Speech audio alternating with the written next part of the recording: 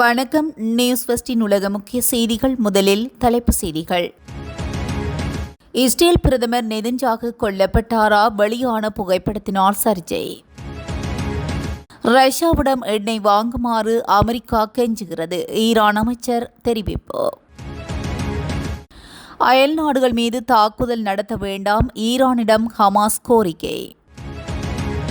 இதுவரை காலத்திலும் மத்திய கிழக்கு முழுவதிலும் பரவிய போர் பதற்றத்தினால் தொடர்ந்தும் அதிகரிக்கும் பலி எண்ணிக்கைகள். சவுதி தளத்தில் நின்ற அமெரிக்க விமானங்கள் மீது துல்லியமாக தாக்கிய ஈரான். ஈரானிலிருந்து ஆப்கானுக்கு தப்பி செல்லும் மக்கள். ஈரானின் குர்திஸ்தான் மாகாணத்தின் மீது தாக்குதல், 100க்கும் மேற்பட்டோர் உயிரிழப்பு. பாகிஸ்தான் ராணுவம் மீது ஆப்கானிஸ்தான் பதிலடி தாக்குதல், 14 வீரர்கள் உயிரிழப்பு. உக்ரைன் மீது 430 ட்ரோன்கள், 68 ஏவுகணைகளை வீசி ரஷ்யா கடுமையான தாக்குதல், 4 பேர் உயிரிழப்பு. ட்ரம்பின் மருமகனால் மத்திய கிழக்கு போர் நிறுத்தப்படுமா? வெளியான புதிய அதிர்ச்சி தகவல். ஏமன் துறைமுகங்களுக்கு பேரிடி, ஈரான் போரால் அதிரடியாக உயர்ந்த கப்பல் கட்டணங்கள். நெதர்லாந்தில் யூத பாடசாலை ஒன்றில் வெடிப்பு சம்பவம். தொடர்பான விரிவான செய்திகள். இஸ்ரேல் பிரதமர் பெஞ்சமின் நெதன்யாகு தாக்குதலில் காயமடைந்து கொல்லப்பட்டு விட்டார் என்றும் மத்திய கிழக்கு பகுதியில் தகவல்கள் பரவி பெரும் சர்ச்சையை ஏற்படுத்தியுள்ளது. நெதன்யாகு போன்ற முகம் கொண்ட நபர் ஒருவர் காயத்துடன் இடிபாடுகளுக்கு இடையே சிக்கியுள்ளமை போன்ற புகைப்படங்கள் சமூக ஊடகத்தில் வெளியாகி சர்ச்சையை ஏற்படுத்தியுள்ளது. ஈரான் மீது இஸ்ரேல் அமெரிக்காவும் தாக்குதல் நடத்தி வரும் சூழலில் ஈரானும் பதிலடி கொடுத்து வருகிறது. இந்நிலையில் அவர் மீது நடத்தப்பட்ட தாக்குதலில் அவர் கொல்லப்பட்டார் என்றும் இதுவே அவருடைய கடைசி புகைப்படம் என்றும் பலர் கூறி வருகின்றனர். எனினும் இது AI உதவியுடன் உருவாக்கப்பட்ட காட்சியாக இருக்கலாம் அல்லது டிஜிட்டல் உதவியுடன் வடிவமைக்கப்பட்ட ஒன்றாக இருக்கக்கூடும் என்றும் தாக்குதலில் நெதன்யாகு காயமடைந்ததற்கான தகவல் எதுவும் வெளியாகவில்லை என்றும் கூறப்படுகிறது.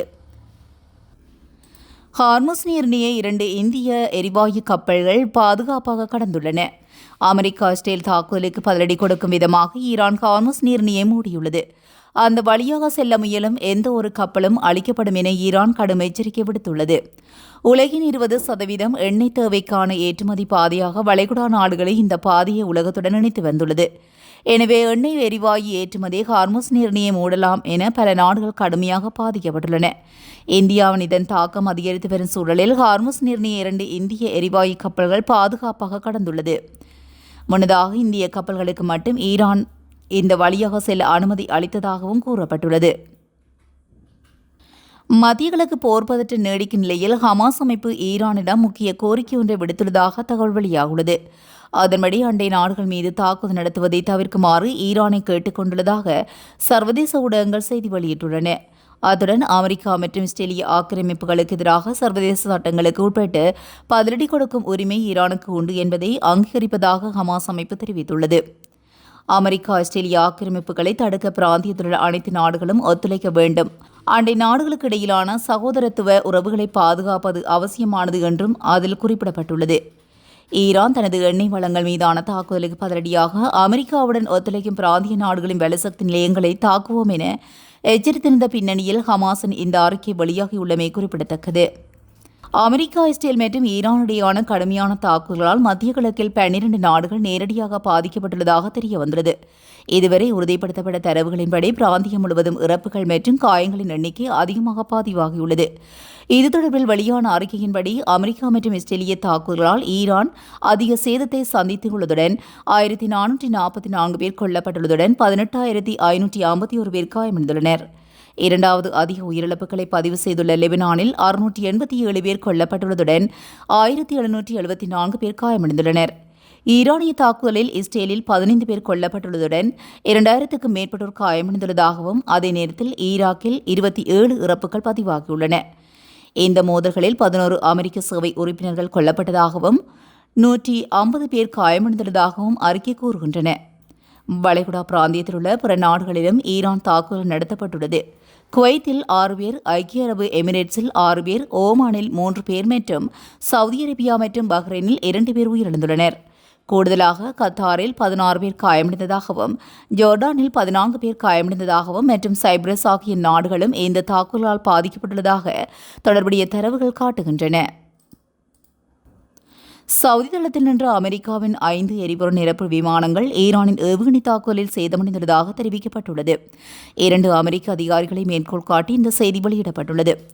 இதன்படி சவுதி அரேபியாவில் உள்ள பிரின்ஸ் சுல்தான் விமான தளத்தில் 5 அமெரிக்க விமானப்படை எரிபொருள் நிரப்பும் விமானங்கள் தரித்து நின்ற வேளை ஈரான் நடத்திய ஏவுகணை தாக்குதலில் அவை சேதமடைந்துள்ளதாகவும் தெரிவிக்கப்பட்டுள்ளது. மேலும் அவை சரி செய்யப்பட்டு வருகின்றதாகவும் செய்திகள் தெரிவிக்கின்றன. அமெரிக்கா மற்றும் இஸ்ரேலுடனான தொடர்ச்சியான மோதல்கள் காரணமாக ஈரானிலிருந்து ஆப்கானுக்கு மக்கள் தப்பி செல்வதாக சர்வதேச ஊடகங்கள் தெரிவிக்கின்றன. இதன்படி மோதல் தொடங்கியதிலிருந்து ஈரானிலிருந்து 25,000க்கும் மேற்பட்டோர் ஆப்கானிஸ்தானுக்கு தப்பி சென்றுள்ளதாக தெரிவிக்கப்படுகிறது. இதேவேளை தொடர்ச்சியான மோதல்கள் காரணமாக ஈரானில் 3.2 மில்லியன் மக்கள் தற்போது இடம்பெயர்ந்துள்ளதாக ஐக்கிய நாடுகளின் அகதிகளுக்கான உயர் ஆணையம் தெரிவித்துள்ளது.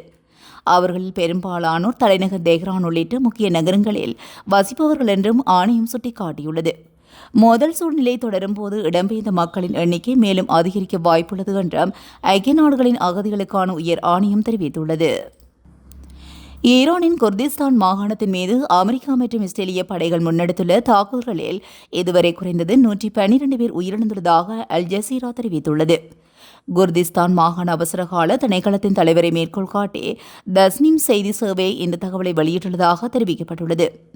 தாக்குதல்களில் 969 பேர் காயமடைந்ததாகவும் அந்த அதிகாரி குறிப்பிட்டுள்ளார். காயமடைந்தவர்களில் 27 பேர் தற்போது பொது விடுதிகளில் சிகிச்சை பெற்று வருவதுடன் மேலும் 5 அதிதீவிர சிகிச்சை பிரிவில் அனுமதிக்கப்பட்டுள்ளதாக தெரிவிக்கப்படுகிறது. இந்த நிலையில் தொடர் தாக்குதலினால் குர்திஸ்தான் பிராந்தியத்தில் ஏற்பட்டுள்ள இந்த பாரிய உயிரிழப்புகள் மற்றும் சேதங்கள் அப்பகுதியில் பெரும் பதற்றத்தை ஏற்படுத்தியுள்ளன. ஆப்கானிஸ்தான் மீது கடந்த பிப்ரவரி 26 முதல் பாகிஸ்தான் தாக்குதலை நடத்தி வருகிறது. இந்த எல்லை கடந்த வன்முறையில் ஆப்கானிஸ்தானில் இதுவரை 75 பேர் பலியாகியுள்ளதாகவும் 193 பேர் காயமடைந்துள்ளதாகவும் ஐநா தெரிவித்துள்ளது. மேலும் நேற்று முன்தினம் வான்வழி தாக்குதல் நடத்திய நிலையில் பெண்கள் மற்றும் குழந்தைகள் உட்பட 4 பேர் பலியாகினார்கள். 14 பேர் காயமடைந்துள்ளனர். இதனைத் தொடர்ந்து ஆப்கானிஸ்தானின் பாதுகாப்பு அமைச்சகம் சார்பில் நேற்றைய தினம் வெளியிடப்பட்ட செய்தியில் பாகிஸ்தான் தாக்குதலுக்கு பதிலடி தரும் வகையில் குனார் மற்றும் நங்கர்ஹார் மாகாணங்களில் கிழக்கு பகுதியில் ஆப்கானிஸ்தான் நடத்திய பதிலடி தாக்குதலில் பாகிஸ்தானைச் சேர்ந்த 14 வீரர்கள் பலியாகியுள்ளதாகவும் இது தவிர 11 பேர் காயமடைந்ததாகவும் மேரங்கி மற்றும் சர்வதேச வாகனம் ஒன்று தாக்கி அளிக்கப்பட்டதாகவும் செய்திகள் தெரிவிக்கின்றன. உக்ரைன் மீது ரஷ்யா போர் தொடுத்து 4 வருடங்களை கடந்துவிட்ட நிலையில் அமெரிக்கா தலைமையிலான மத்தியஸ்த பேச்சுவார்த்தையில் முன்னேற்றம் ஏற்படாத சூழலில் போரானது முடிவுக்கு வராமல் உள்ளது. இந்நிலையில் உக்ரைனின் பல்வேறு நகரங்களை இலக்காக கொண்டு 430 ட்ரோன்கள் மற்றும் 68 ஏவுகணைகளை வீசி ரஷ்யா நேற்று முன்தினம் இரவு கடுமையான தாக்குதலில் ஈடுபட்டுள்ளது. இதில் சுமி, கார்கேவ், நெப்ரோ மற்றும் மெகோலைவ் உள்ளிட்ட பல்வேறு பகுதிகளில் உள்ள முக்கிய உள்கட்டமைப்புகள் மற்றும் குடியிருப்பு கட்டிடங்கள் தகர்க்கப்பட்டன. இதுபற்றி உக்ரைன் அதிபர் ஜெலன்ஸ்கி கூறும்போது நூற்றுக்கணக்கான ட்ரோன்கள் மற்றும் ஏவுகணைகளை கொண்டு ரஷ்யா கடுமையான தாக்குதலை நடத்தியதாகவும் அதனை உக்ரைன் வான் பாதுகாப்பு சாதனங்கள் இடைமறித்து அளித்ததாகவும் தெரிவிக்கப்பட்டுள்ளது. மத்திய கிழக்கில் நடக்கும் போரை பயன்படுத்தி உக்ரைன் மற்றும் ஐரோப்பாவில் பெரியதொரு அழிவை ஏற்படுத்துவதற்கு ரஷ்யா முயற்சிக்கின்றது என்றும் அவர் கூறியுள்ளார். இந்த தாக்குதலில் 4 பேர் பலியானதாகவும் அவர்கள் ஹீவ் நகரை சேர்ந்தவர்கள் என்றும் இது தவிர 15 பேர் காயமடைந்ததாகவும் தெரிவிக்கப்பட்டுள்ளது. தற்போதைய போரை நிறுத்துவதில் அமெரிக்க ஜனாதிபதி டிரம்பின் மருமகன் குஷ்னர் முக்கிய பங்கு வகிக்கக்கூடும் என பாதுகாப்பு ஆய்வாளர்கள் கருதுவதாக ஈரானுக்கான இலங்கையின் முன்னாள் தூதுவர் தெரிவித்துள்ளார். எனினும் இஸ்ரேலுக்கு பாதகமான சூழல் ஏற்படும் போது மட்டுமே அவர் தலையிடுவார் என்றும் எதிர்பார்க்கப்படுவதாகவும் அவர் மேலும் குறிப்பிட்டுள்ளார். ஈரான் மீதான தாக்குதல்களால் மற்றும் கார்முஸ் நீரிணையில் ஏற்பட்டுள்ள பதற்றம் காரணமாகவும் ஏமனுக்கு வரும் சரக்கு கப்பல்களுக்கான காப்பீட்டுத் தொகை மற்றும் கப்பல் கட்டணங்கள் வரலாறு காணாத வகையில் உயர்த்தப்பட்டுள்ளன. ஏமனின் முக்கிய நுழைவாயில்களாக கருதப்படும் ஏடன் மற்றும் பிற துறைமுகங்களுக்கு வரும் கப்பல்களுக்கு போர் அபாய கூடுதல் கட்டணம் விதிக்கப்படுவதனால் அத்தியாவசிய பொருட்களின் விலை உயரும் அபாயம் ஏற்பட்டுள்ளது. ஏற்கனவே நீண்டகால உள்நாட்டு போரினால் பாதிக்கப்பட்டுள்ள ஏமன் மக்களுக்கு இந்த கூடுதல் கட்டண உயர்வு பெரும் சுமையாக மாறியுள்ளது. சர்வதேச கப்பல் நிறுவனங்கள் ஏமன் மற்றும் செங்கடல் பகுதிகளை அபாயகரமான மண்டலங்களாக கருதுவதனால் பல நிறுவனங்கள் தங்கள் சேவைகளை குறைத்துக் கொண்டதாகவும் கட்டணங்களை பல மடங்கு உயர்த்திவிட்டதாகவும் தெரிவிக்கப்பட்டுள்ளது. இதனால் உணவுப் பொருட்கள் மற்றும் எரிபொருளை இறக்குமதி செய்வதில் சிக்கல் ஏற்பட்டுள்ளது. இந்த கப்பல் கட்டண உயர்வு ஏமனின் பொருளாதாரத்தை மேலும் நிலைகுலைய செய்யும் என்றும் அந்நாட்டில் நிலவும் மனிதாபிமான நெருக்கடியை இன்னும் மோசமாக்கும் என்றும் பொருளாதார வல்லுநர்கள் எச்சரித்துள்ளனர். நெதர்லாந்து தலைநகர் ஆம்ஸ்ட்ராமில் உள்ள யூத பாடசாலையொன்றில் நேற்றைய தினம் வெடிப்பு சம்பவம் ஒன்று பதிவாகியுள்ளதாக சர்வதேச ஊடகங்கள் தெரிவித்துள்ளன. இந்த சம்பவத்தை யூத சமூகத்துக்கு எதிராக திட்டமிட்டு நடத்தப்பட்ட கோழைத்தனமான தாக்குதல் என நகர முதல்வர் தெரிவித்துள்ளார். இதுபோன்ற செய்திகளை உடனுக்குடன் தெரிந்து கொள்ள நியூஸ் ஃபர்ஸ்டுடன் இணைந்திருங்கள். நன்றி, வணக்கம்.